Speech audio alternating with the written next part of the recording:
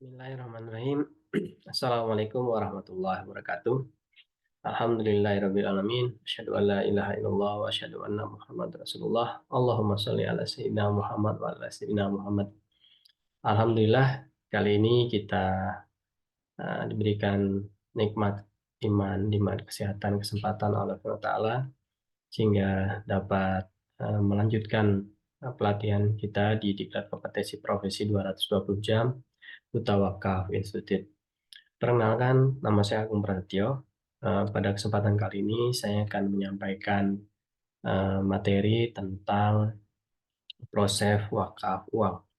Izinkan saya untuk melakukan share screen.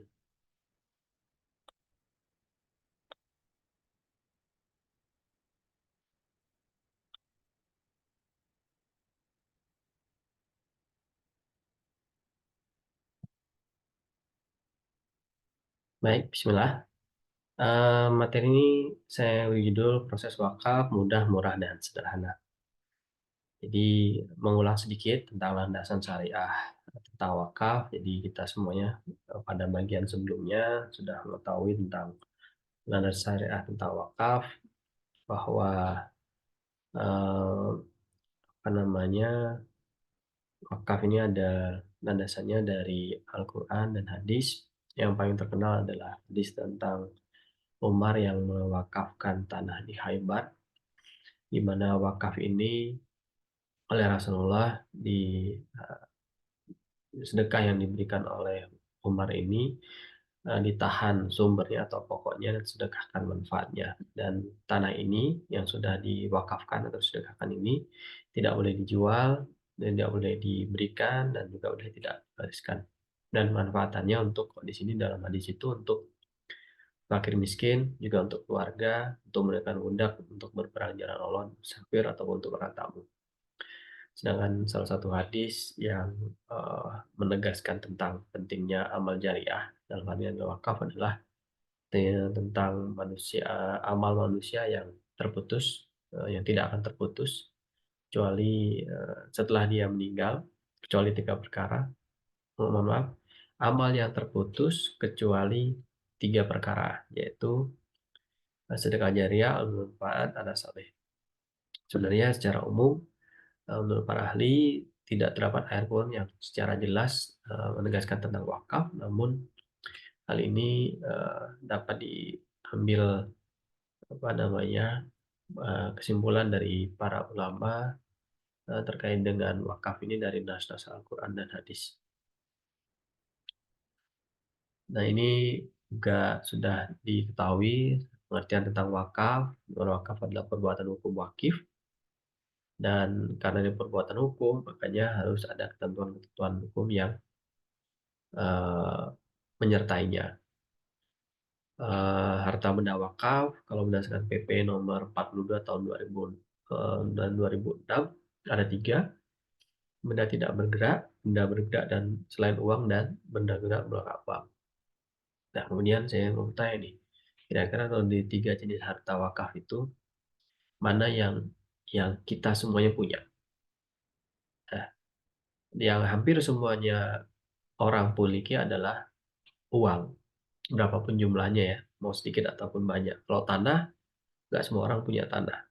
Kemudian bangunan, begitu juga yang benda bergerak lainnya termasuk kendaraan pun tidak lebih lebih banyak orang yang memiliki harta berupa uang mau dibandingkan harta yang lainnya. Nah, uang dimiliki oleh hampir semua orang, kemudian wakaf uang mudah dilakukan, kemudian dapat diberikan dengan nominal yang kecil dan bisa ditunaikan dengan segera. Tentang wakaf uang ini sendiri sudah ada fatwa dari Majelis Ulama Indonesia tahun 2002. Kemudian kalau di aturan BWI nomor 1 tahun 2009 jelaskan bahwa wakaf uang adalah wakaf berupa uang yang dapat dikelola secara produktif, hasilnya dimanfaatkan untuk mauquf alaih.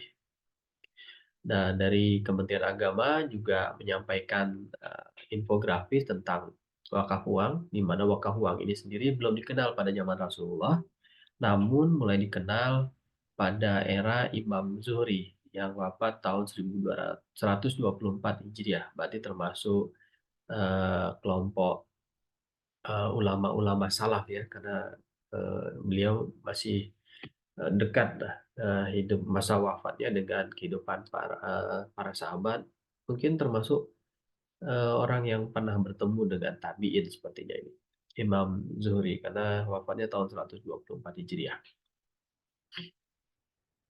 Nah, wakaf uang itu nih tidak ada batas minimalnya, bebas sengketa hukum, kemudian pokok wakaf dilindungi, hasil amal jariahnya cepat dan bisa berwakaf untuk almarhum, orang tua kita yang sudah meninggal ataupun orang lain yang kita bisa mengirimkan wakaf ini untuk kebaikan orang-orang yang sudah meninggal itu. Kemudian wakaf itu juga bisa ditunaikan dari berbagai sarana. Nah, bisa langsung datang ke bank syariah atau dalam hal ini adalah yang menerimanya adalah KSPWU, Lembaga Keuangan Syariah. Menerima wakaf uang, tidak semua bank syariah bisa menerima wakaf uang. Kemudian yang modern adalah kita bisa menggunakan aplikasi, bisa dengan salah satunya adalah Alkaf Pay maupun menggunakan fitur di pasif amal. Nah, cara melakukan wakaf uang itu sendiri ada cara yang biasa nih. Cara yang biasa ya tadi kita datang ke kantor, datang ke kantor KSPWU, kemudian mengisi akta ikrar wakaf, kemudian melakukan setoran uang tunainya melalui transfer maupun langsung ke teller, dan terakhir adalah menerima sertifikat wakaf uang. Nah, ini yang cara umum nih, cara biasa. Namun, ketika kita sudah makin maju gitu ya, ada terobosan baru nih, yaitu dengan cara istimewa. Gimana cara istimewa? Ya tadi, pilih bagian awal dengan menggunakan aplikasi. Yang ini adalah aplikasi pasif amal, sangat mudah. Kita tinggal masuk ke pasif amalnya, kemudian memilih proyeknya, memasukkan nominal wakaf yang akan kita berikan, kemudian pembayaran, dan langsung kita otomatis akan mendapatkan sertifikat dan akta ikrar wakaf uangnya. Ini sangat memudahkan dengan nominal yang minimal mulai dari 50.000, kemudian nominal maksimalnya tidak terbatas gitu, dan ini secara legal kita sudah mendapatkan bukti sertifikat sertifikat wakaf uangnya, dan ini menjadikan apa yang sudah kita tunaikan wakaf kita itu legal, diakui secara kelembagaan maupun diakui secara undang-undang kita sudah berwakaf. Nah, mekanisme wakaf uang itu sendiri awalnya adalah wakif ya. Wakif ini ada yang pribadi, kemudian organisasi dan badan hukum. Wakif ini kan sudah ada niat untuk melakukan wakaf. Ketika sudah ada niat untuk melakukan wakaf uang, tentunya wakif ini akan mencari nazir. Kira-kira siapa yang mengelola uang wakaf uang ini nanti? Tentunya nazirnya harus nazir yang sudah terpercaya. Harus kita tanya juga nazirnya ini sudah mendapatkan izin legalitas dari Badan Wakaf Indonesia atau belum. Nah, nazir ini sebagai pengelola harta wakaf ini bisa sebagai perorangan, bisa organisasi maupun badan hukum. Nah, wakif tadi saya sampaikan, wakif ini punya hak untuk menunjuk nazir wakaf uangnya. Dan kemudian juga nantinya akan menentukan siapa wakaf alai atau siapa penerima manfaat dari hasil pengembangan wakaf uang itu sendiri. Nah, ketika sudah ketemu nih antara wakif dan nazir, maka si wakif ini akan melakukan penyetoran wakaf uangnya. Ke siapa? Melalui apa? Melalui LKSPWU. LKSPWU ini Lembaga Keuangan Syariah, penerima wakaf uang. Tadi bisa selalu transfer maupun store langsung. Nah, disetornya kemana? Ke rekening wakaf uang atas nama nazir.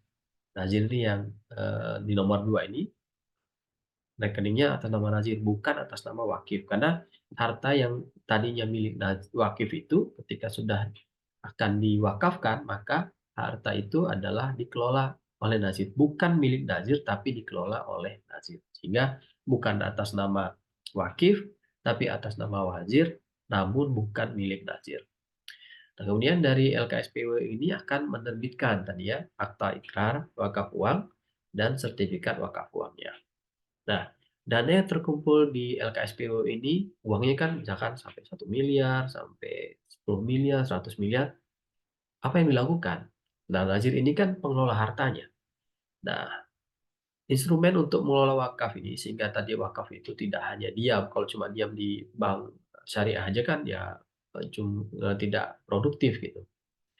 Nah, nazir ini akan memiliki instrumen pengelolaan wakaf uangnya, yaitu ada dua komponen yang utamanya yang bisa dipilih oleh nazir, yaitu melalui instrumen wajib keuangan maupun kepada bisnis secara real. Jika produk keuangan, nazir bisa memilih deposito, sukuk, ataupun instrumen keuangan lain yang secara syariah diperkenankan.